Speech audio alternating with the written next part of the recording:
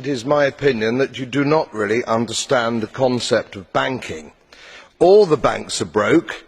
Bank Santander, Deutsche Bank, Royal Bank of Scotland, they're all broke. And why are they broke? It isn't an act of God. It isn't some sort of tsunami.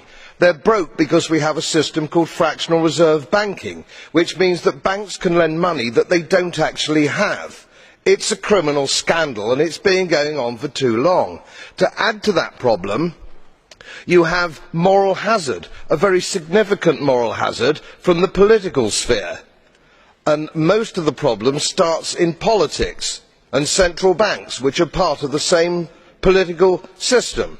We have counterfeiting, sometimes called quantitative easing, but counterfeiting by any other name. The artificial printing of money, which if any ordinary person did, they'd go to prison for a very long time.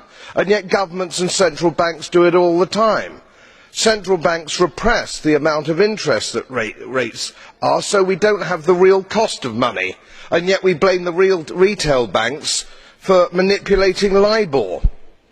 The sheer effrontery of this is quite astonishing. It's central banks that manipulate interest rates, Commissioner.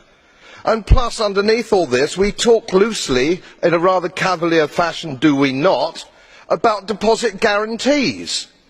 So when banks go broke through their own incompetence and chicanery, the taxpayer picks up the tab. It's theft from the taxpayer. And until we start sending bankers, and I include central bankers and politicians, to prison for this outrage, it will continue.